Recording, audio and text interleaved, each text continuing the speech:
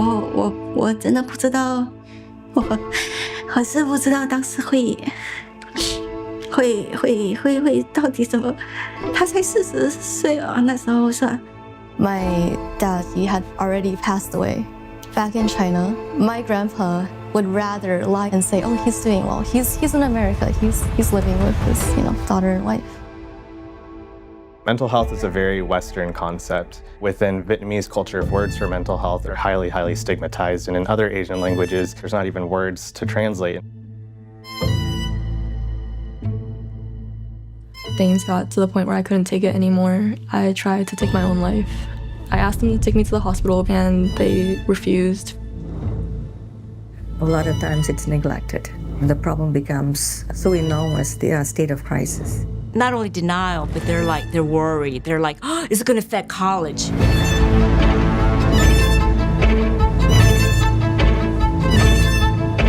People call them names. Oh, was that bomb on your head? Oh, go back to your country, you're a terrorist. I did try to fit in. I kept my hair. Without case and turban, Sikh identity is gone, and you have violated the sanctity of your religion. I tried to blend in, but even then I saw I couldn't really fit in because that's not who I was. Sometimes you're like, where do I belong? Belonging and mental health really do go hand in hand. Oh, it looks like we got some photos in here. Oh, wow. It's from a World Trade Center. I was visiting my dad in 2001. He really cherished New York.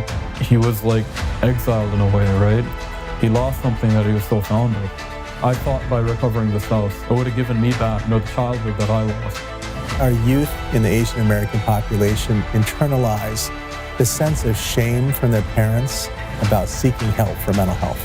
只要你肯跟我说话，肯告诉我为什么，我会去改。没有像美国跟老外一样啊，善于表达出来。通常说我爱你，怎么样啊？我们当父母做父母的哈，对他那种爱是藏在心里头的。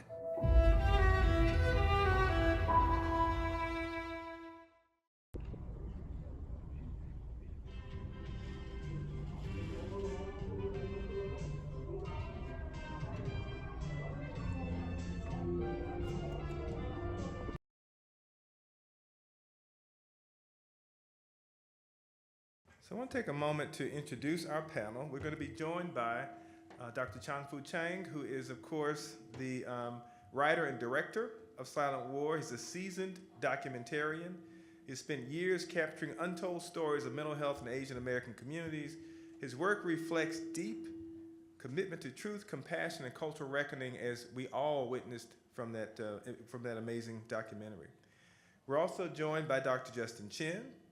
Dr. Chin is a medical director of ambulatory psychiatry at MGH, executive director of the MGH Center for Cross-Cultural Student Emotional Wellness, and R.J. Reynolds, RWJ clinical scholar, Robert Woods Johnson, clinical scholar. His work focuses on mental health in immigrant communities. We're also joined by Pooja Mehta. Pooja is a South Asian mental health and suicide prevention advocate with over a decade of impact. A suicide loss survivor with lived experience, she blends public health and personal insight to challenge stigma and shift how we talk about mental health. And then we have David Scott Benanai. He is a violinist, composer, and patient advocate based in Durham, North Carolina. As director of UNC Health Door-to-Door program and founder of Music Over Mind, he champions music as medicine, bringing healing and connection to healthcare and behavioral health settings across North Carolina. So let's welcome all of our panelists.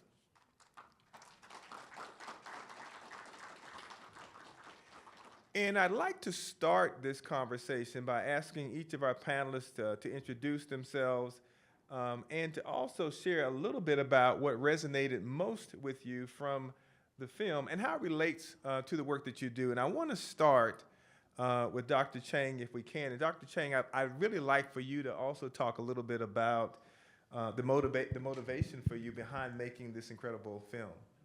Thank you. Thank you so much, Victor, for your great introduction. Thank you so much. Thank all of you here, to be with us to celebrate the release, premiere of this film. My name is Jianfu Qian. I have been a professor at a university in Pennsylvania, teaching film video production.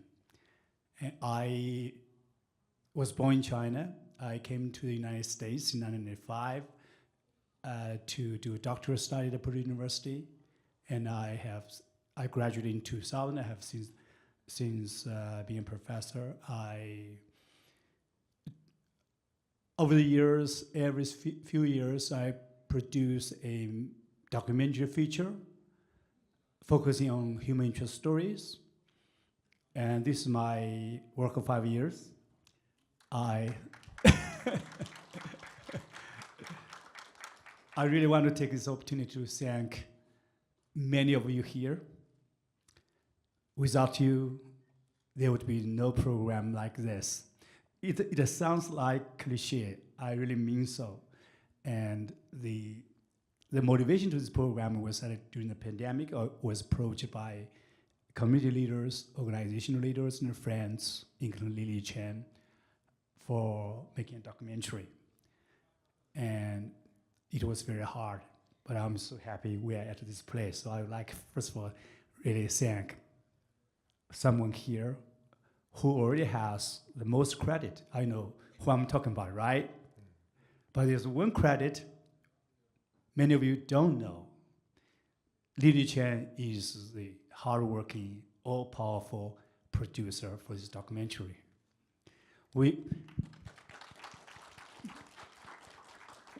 do not see many great films about our lived experiences, not because we don't have great writers, directors, because we do not have producers who can raise funds, who can make everything possible. And thank you, Lily. And I would also like to thank a special person here, our assistant director, Alison Connolly. She started this project as freshman or sophomore of our program, my student. And all these years she has been working with us, and now she's working full-time for Waves, quitting her previous job. And the amazing lady who is behind the camera is my beautiful wife. She's doing everything for this program. Thank you so much. And and one more thing I would like to talk about, and I will use up 1 minute for my later session, okay? All right, thanks. Is that, all of the years, I always, the first group of people I would understand, which is all the participants. That's very real. I have interviewed in my whole life for these documentaries for so many people, but this group of people are so special because it's very hard for them to relive that experience, and sometimes at the risk of re-traumatize themselves. But they were eager to share the experience with the audience because they want to help the community. And I also think amazing participants, other participants like scholars like Justin, like Julianne, like Dr. Howard Liu, and others, are always customary thank them for participation.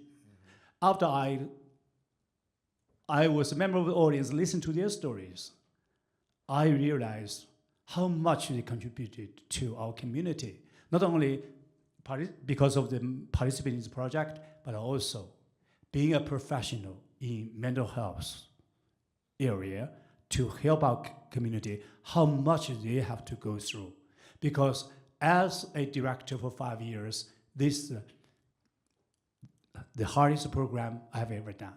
Sometimes I question myself if I could carry on, because it was awfully hard to be with our community members, listening, internalizing their stories, reliving their stories.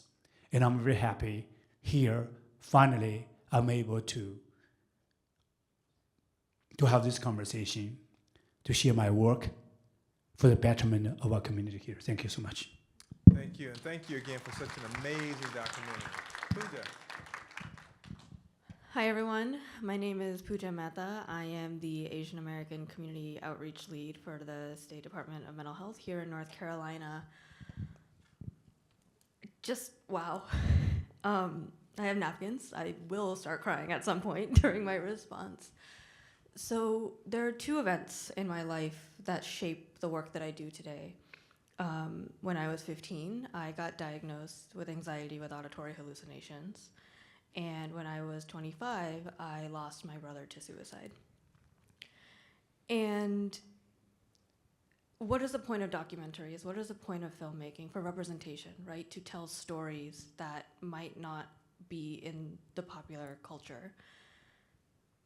I saw myself represented in so many ways in this film, in this last hour and 20 minutes. I saw the isolation, the burden that the individuals and the families were facing as they were navigating these journeys, very much reflected in the isolation and you know, secrecy that me and my parents had to carry and still continue to carry in some aspects in our journey. And I also saw the representation of the people who were telling their stories, the people who, if I had been able to see that when I was 15, if I had been able to look on a screen and see an Asian American who wasn't portraying a doctor or a convenience shop owner or, you know, some kind of stereotypical notion, but rather the experience that I was having in real time, my God, what a difference it would have made. And so thank you. Thank you for making this. Thank you for creating this representation that so many of us needed, continue to need, and it truly is going to make such a difference for so many people, especially the young people in the room who are going to be able to see themselves on that screen and know that they're not the only ones dealing with this. Thank you. David.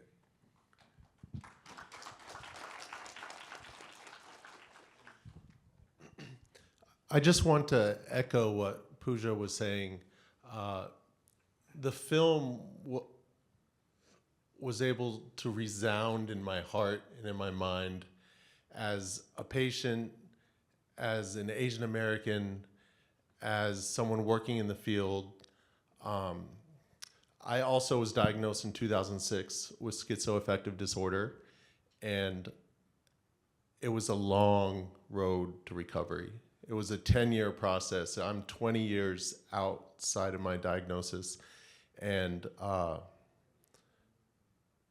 you know, I was also emotional during that film because in each person in the film, I saw myself.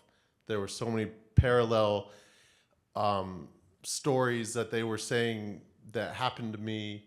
You know, same with my parents. I saw my parents and the parents in the film, and I saw me in the people represented in the film as well. But, you know, as an Asian American, and I was raised with that tenacity, right? And I charged my my recovery. I took it on head on, and it's been a fight against stigma this whole time. The past 20 years we've been fighting stigma, but we've been doing it through our voice. We've been doing that through sharing stories. We've been doing that through education. And you know, I want to applaud everyone involved in the film and applaud you and thank you. But the fight still continues. We have to continue to relying on our communities to continue to spread the word about mental health. You know, my focus is in music and medicine because, you know, I was a violinist.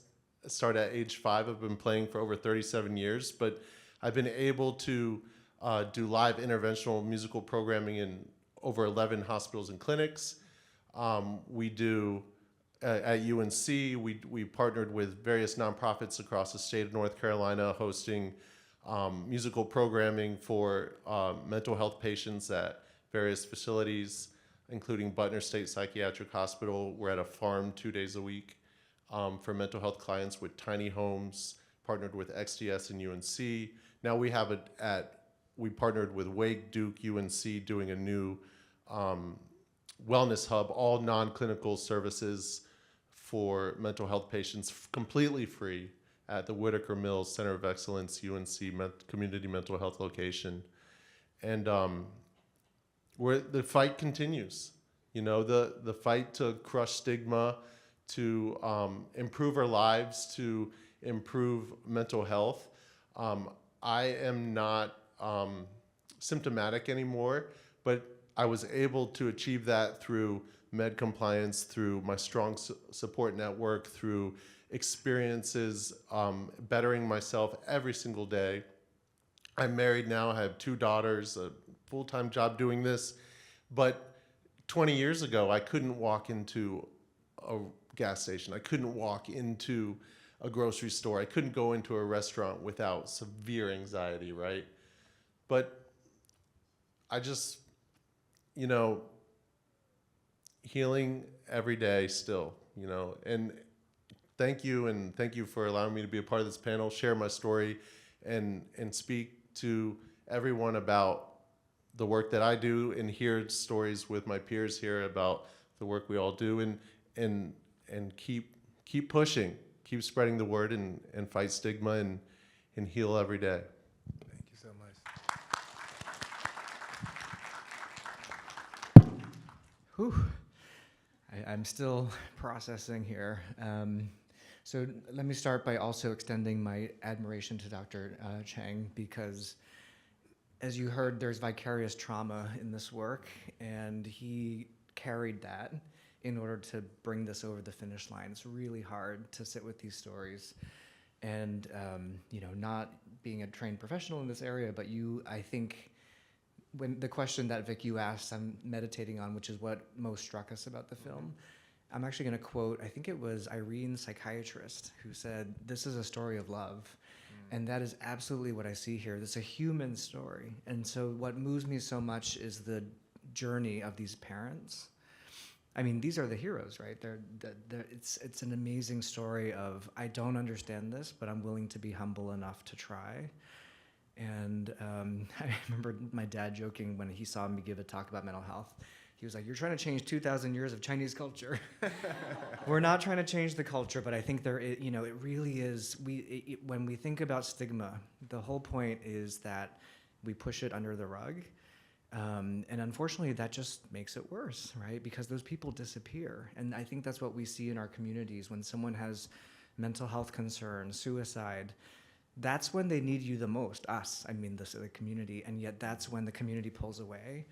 And so it takes so much bravery and courage to actually say, you know what, like the parents where they said, you know, it's, I guess, Julian, I lost a face. But actually, when I rethink about it, right, all of them said, no, that's not the answer. Actually, the answer is to run into the stigma and to try to help other people who are suffering in silence. So thanks. Thank you so much. And I do want to acknowledge, particularly for Pooja and David, and I want to acknowledge and thank you for your vulnerability in talking about your own challenges, because I think one of the things that, and Pooja, you talk about this a lot, is that voice of lived experience is so important. And so thank you so much for being willing to share yours. And Pooja, I want to stay with you for a moment, because the word that has come up a couple of times has been stigma. And the stigma surrounding mental illness within the Asian community, in conjunction with the discrimination and the racial profiling that the Asian community also faces, are all a part of what make mental health and intersectionality of it a pressing issue for Asian Americans. So while stigma exists in all communities, it can look different and can manifest itself differently in different communities. Are there things regarding stigma and suicide in particular that are unique to the Asian community? That's a great question. One of the things that I think is fairly unique to the Asian American community is how community oriented we are. You know, throughout this country, there are countless little Indias, Chinatowns, little Saigons, as a people, when we come over from whatever our country of origin is, we seek out and cluster around our community centers, around the people who speak our language and are practicing our faiths and understand the foods that we eat and the places that we mention when we talk about home.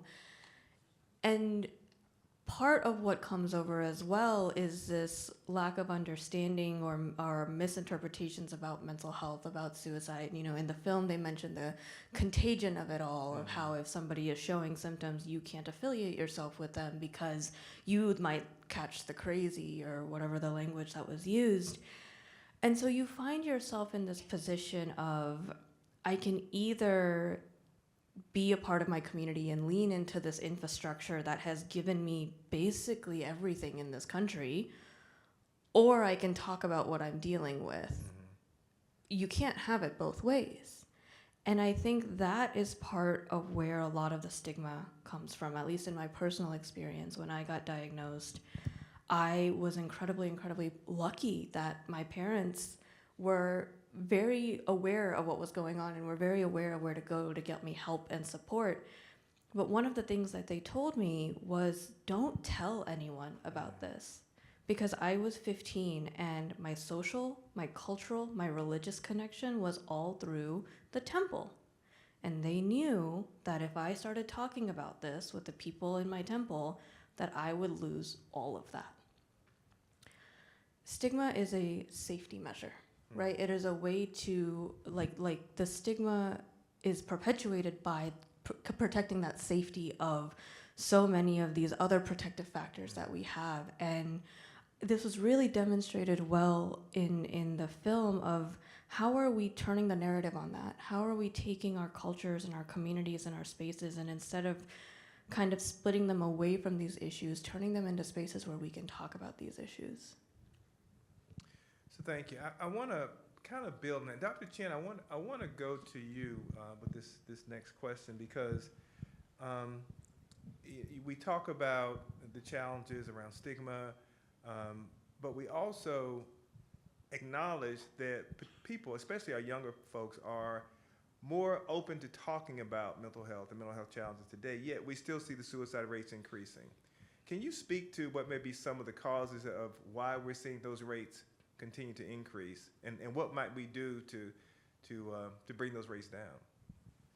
So I may not be the best person to answer, not super well versed in sort of youth suicide rates. Obviously, mental health is multifactorial. There's a lot going on that our youth are exposed to. It's not all biological. There's a lot of psychological, social factors too. But are you linking that to the stigma question specifically, or? Yes. I am linking it in part to the stigma question, because I'm interested in knowing how much of what we're still seeing is some of the residual effects of stigma. Because what we are seeing is that young people are more open to talking about mental health, and there is this generational divide, but we haven't gotten to the point yet where we're seeing those rates decrease. And so I am curious if you, in your opinion, and I would put the question to anyone of the panel, if we think that part of that is still dealing with that stigma that exists, in addition to some of the other challenges that we're seeing around discrimination and racism. We saw, an example in the film dating back to the COVID pandemic, and how that was characterized as something that was the fault of the Asian community. So it is a bridge of that, the stigma piece, but also the other pieces, the discrimination and the things that you face in society. Got it, yeah. I mean, stigma is definitely still there, but getting better, I think. So, again, all these different factors are changing. Then you get COVID, and then racism spikes. And by the way, whenever there's racism against one group, when an incident becomes racialized, for instance, 9/11, with the Sikh community, there's good evidence that it also affects other minoritized groups. So to your point around kind of solidarity, when rates of violence rise against any minority, all other minorities get attacked. So, we then had COVID, and so East Asians are targeted, but also other minorities. We also had the pandemic, which greatly affected youth mental health, right? And the rise of social media that we heard from Dr. Liu today at lunch. So I just think there's a lot of different pressures weighing on kids. In terms of the stigma of our community, again, I think we're starting to talk about it more. I do think there's generational shifts and also cultural shifts in Asia. So I've seen that happen even within the last 10 years. The way that people talk about this are different. And the fact that Lily has brought together this group, that there's so many people listening. So I'm actually hopeful, even though I think the statistics look grim. But as I said this morning, I have a public health background, as do several other folks in this room. We have to think about this, I think, not only through a medicalized lens. I think we have to think about it through a public health lens.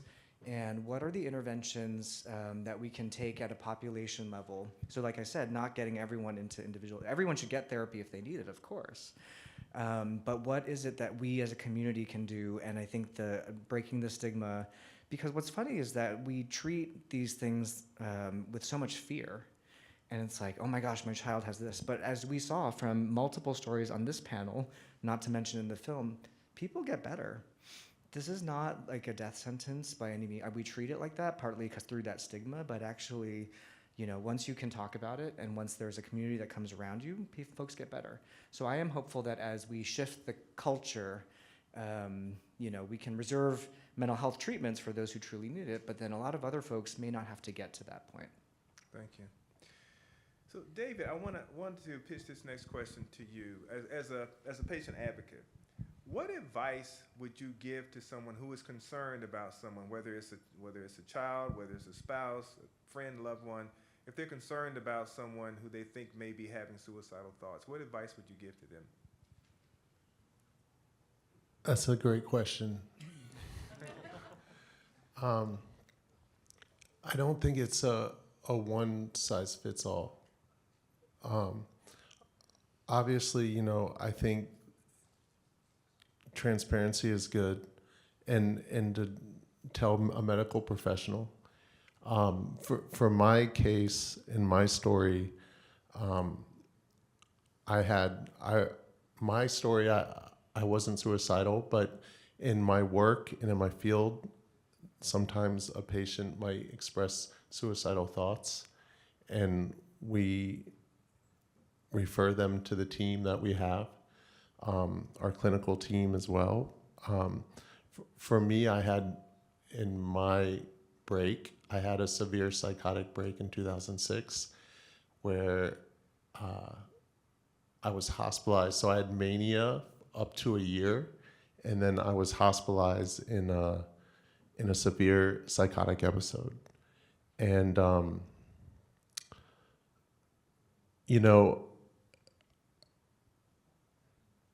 for someone going through a psychotic episode, or if you're experiencing that, definitely seek help, because early intervention is the key.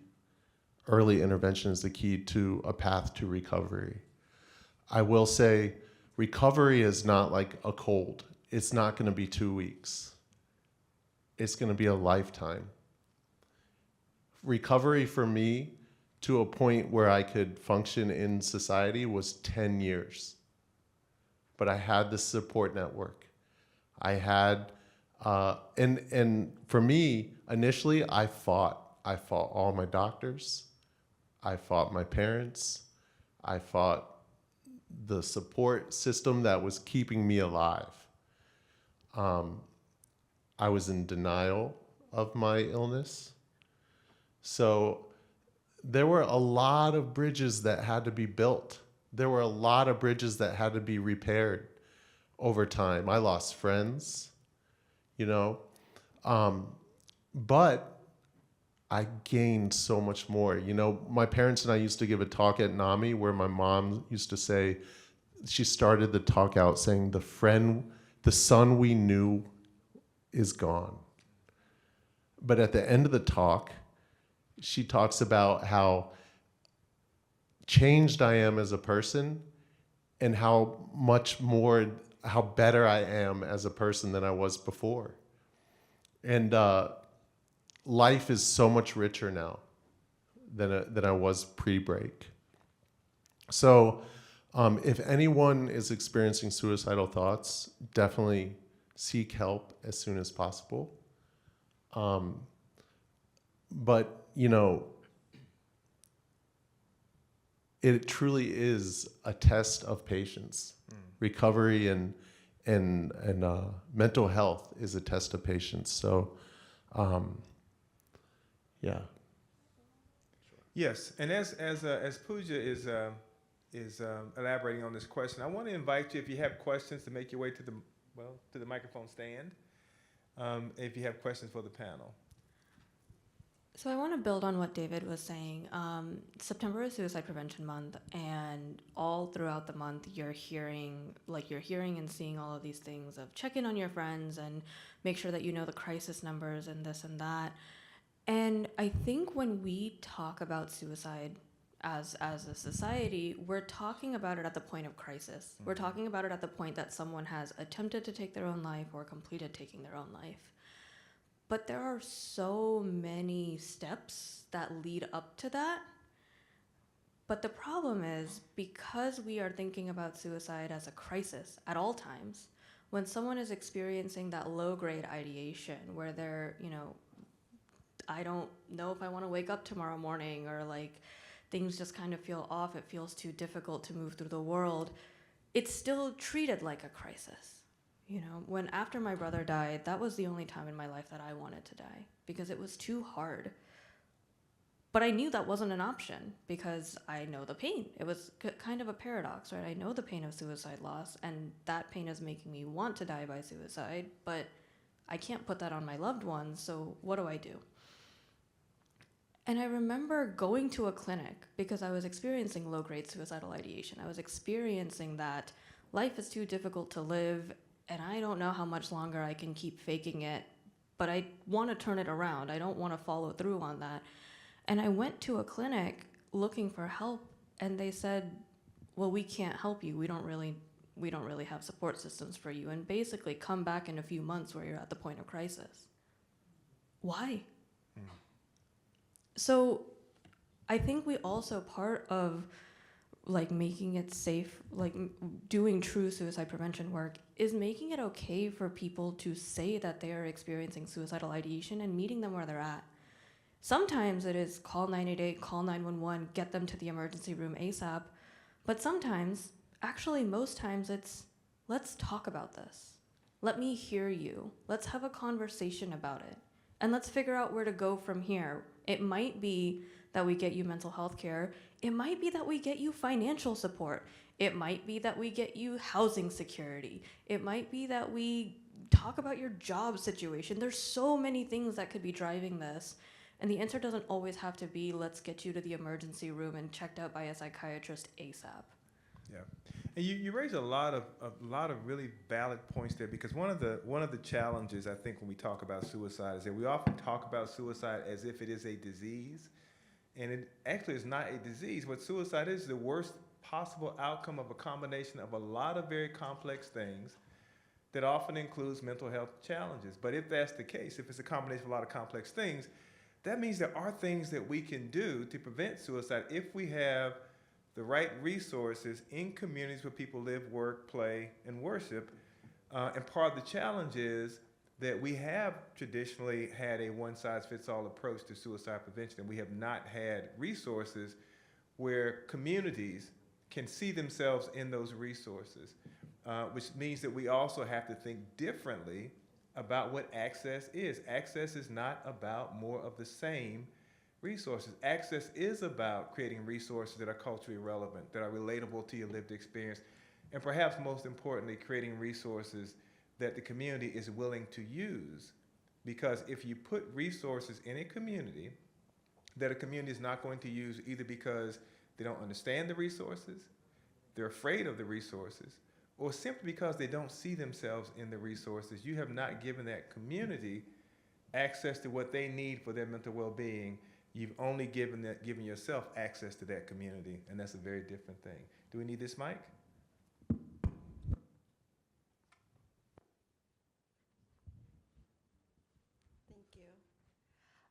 My name is Veng. I am with Strong Minds, UNGG. I don't really have a question, just a comment. First of all, I want to say thank you, Dr. Cheng and his team, for this great documentary. I was sobbing throughout, and I believe some of you guys did too, because I guess we all can relate to it. I was born in Vietnam. I came when I was a young girl, so I speak another language, have a different lifestyle, culture, and norms. So I have to adapt to this new culture where I have to learn the new language. I didn't know any English. I think my English was hello and 1, 2, and 3. I think that was all I know. So it was a challenge, growing up now at the almost 33 years of age. I'm very thankful to be here, brought here by my dad, who was a refugee. I just want to make a comment on the importance of the words of affirmations. Like I was saying, I'm almost 33, and I've never heard my parents say, "I love you." And I have a 4-year-old who's going to be 5 this Monday, and I've never say "I love you" to him. He say "I love you" to me as well, but like he would just randomly and say something like, "Mom," I said yes, and he would say, "I love you." And I would say it back like just so many times during the day when we spend time together. But then I realized that I've never heard that from my parents. I have a brother who is 18 years old. He was born here in the United States. Same thing, his life is different. I would say me and my sister, who was born in Vietnam, have different lives. So I guess we come with a thick skin, if that makes sense. So my brother is a little sensitive, but he is dealing with the same thing. He never heard of my parents say, they love him or whatever, but I would be there, like I would be his parent at school, checking on him and go through school conferences with him, and I would be the one saying that, just tell him in I guess from the bottom of my heart, I would say, "I love you, I'm proud of you." So as a sister, I would give him that word of affirmations, and he's very thankful. And he said that. He said, "Sometimes I want to be strong as you because I feel like just the way you grow up, So it's just like being that person for him is very important. Just saying that, hey, I love you and I'm proud of you. So that was very important. I just want to make that comment. Thank you.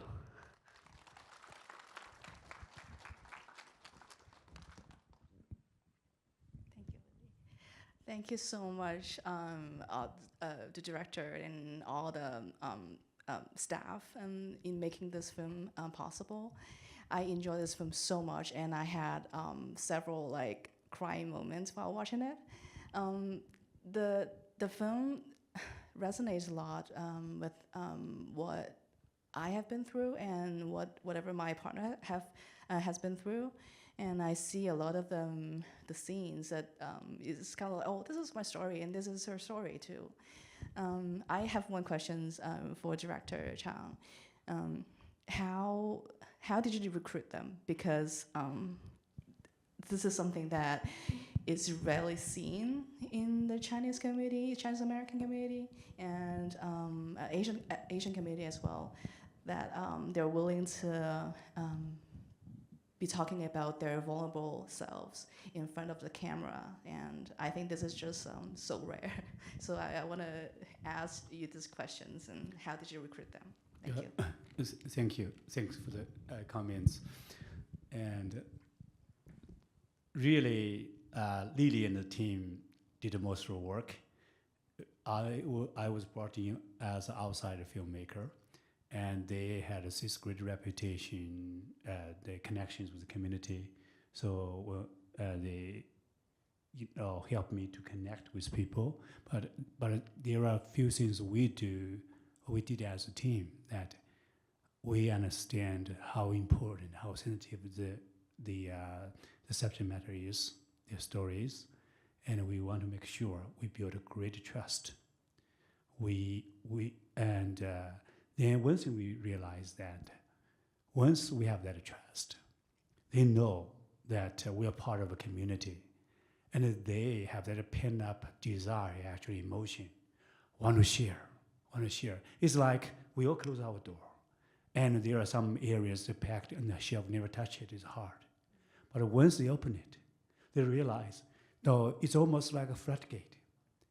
They want to share, and we have instances that where our participants really had some kind of like the ritualization, but they still wanted to be part of that as soon as they got better, because they really had this strong desire to help the community, to not see another person like them going through the process. I mean, and I tell you, really very heartwarming, touching story here. I was filming. It's kind of like a like a production plot.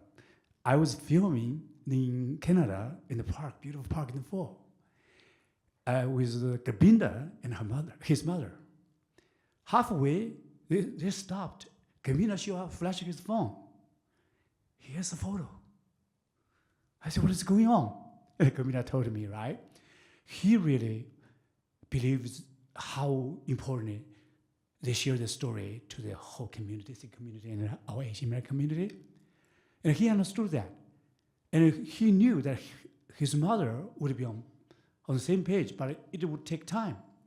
And his mother always asked him, you're old, you need to date, you need to have a girlfriend. Right? I said, no, I have one. In Vancouver. You want to see the photos? Of course. Wait a minute. Agree with Director Chan's interview. That's what happened. So afterwards, we're having family. The family was so like you see,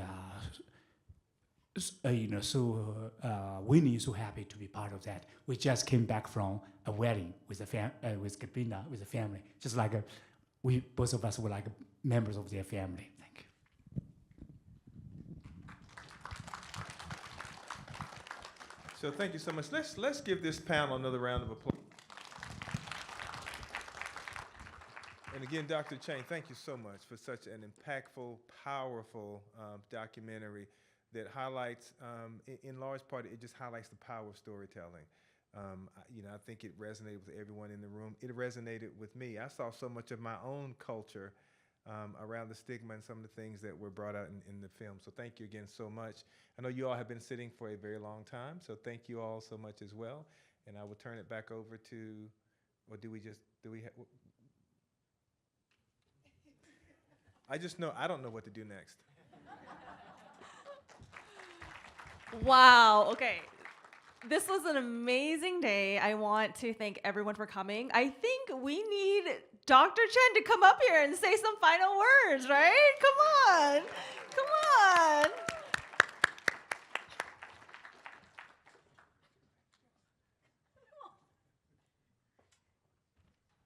Well, thank you so much, Peggy, for hosting.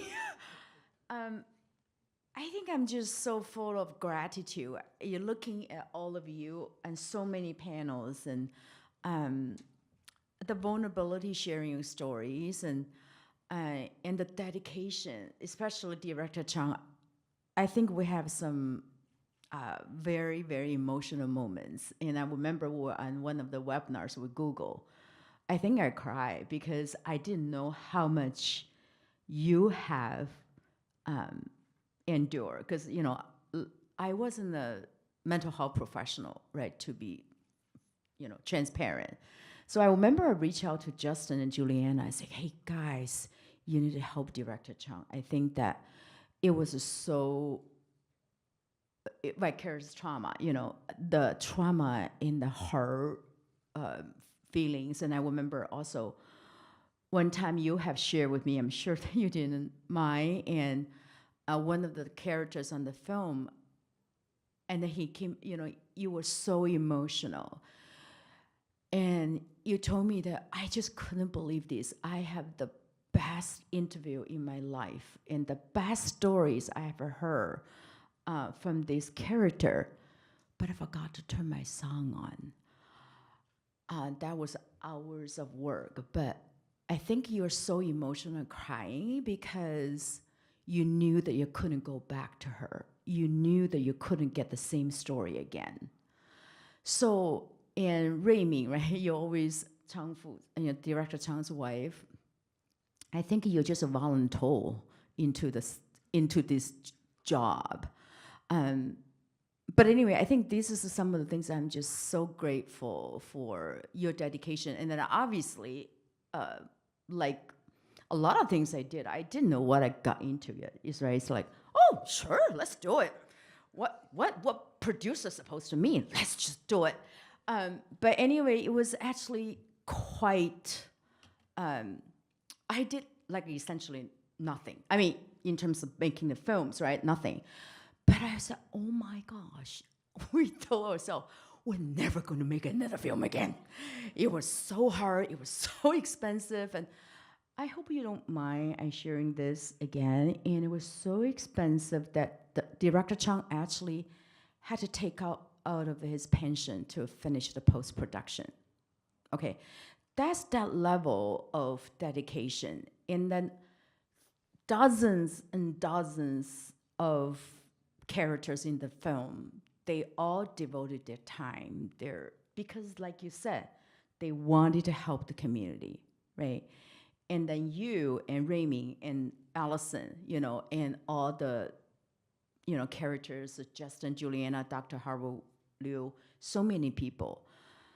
They really, really put their hearts and souls in it, especially Director Chang. So I just want to thank you for all you have done. We knew that it was incredible, but we also knew that we were told, like by many people, we're not going to donate to this film. And then actually we just got turned down with a grant, actually, just do the screening. I mean, but anyway, but we had this conference, so we was playing. And that's what, thank you, and thank you the entire community. You asked a question, Crystal, about how the people, you get to know the people. I didn't know any, everybody, but it's through the UCA. I don't know if it's high pace here or not. It's through United Chinese American. It is a national coalition of Chinese Americans, and then just a high pace incredible network when we needed to have somebody or something. And then we were able to find, so for example, Gabina was found from a young man, Chinese American man, very active advocate in New York City, right? And so Changfu said, we wanted to find a Sikh community member, I couldn't remember. So, I just asked Fulton. And Fulton said, oh yeah, I got this person. So it's like, this is the power of the community. It wasn't me. It's like, we have this network with these people. It's just really, there's so many silent heroes behind this film. And this is truly, truly a product of the passion, of the dedication. And then like, Director Chang said, you can't really have people tell you're such a traumatic story. So I gave a big round of applause to Pooja, people like you. I don't know how you can tell your stories again and again. Like some characters in the film, they couldn't do it again. They just couldn't do it again. You know what I mean? So we have to be very sensitive about that. So that's why the power of this film, but we know that it's going to be very powerful.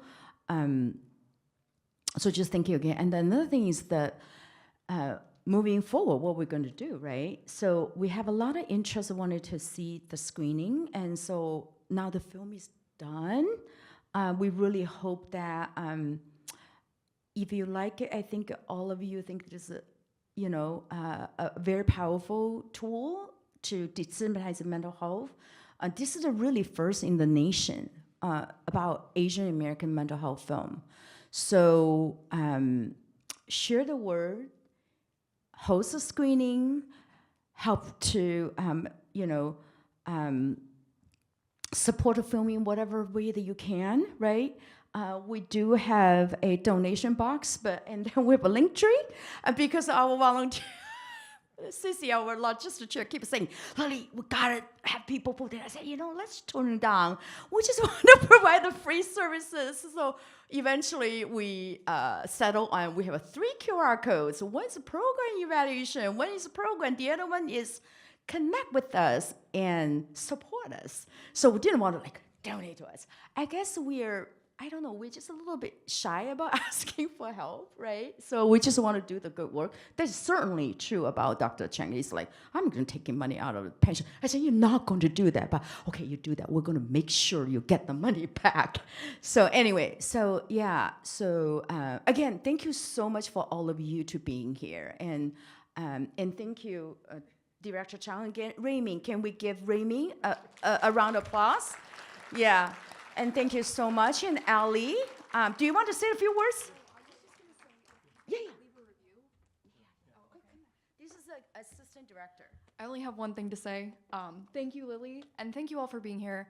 I'm very passionate about mental health, and I think it's so important to have that intersection of data and lived experience. And I forget who I was talking to about this earlier, but I think, I'm very early on into my career and my advocacy, but I think when you just have the data, it can be, it's very helpful, but it's very isolating sometimes. It can be overwhelming. There can be an accessibility issue. And then when you just have the lived experience, you can get kind of stuck in the emotions and you don't know how to channel that towards growth. And so to have the two come together and work together, I think that's really how you make change and you move forward. So that is really cool that we're all here. And I hope you guys all feel proud of yourselves for showing up and being here. That actually wasn't what I was gonna say at all. I was kind of off-roading there. But what I was gonna say is on the film website, there is a link somewhere where you can leave a review. So we would really appreciate that if you guys wanna provide your feedback. Helps us promote the film, but more importantly, just seeing the impact and then being able to, take that and see, what's working well, what maybe can be improved. So we'd really appreciate that. And again, thank you for being here. Thank you for having us. It's been truly just such a moving event. And thank you, Lily, of course. So yeah, that's all I had to say.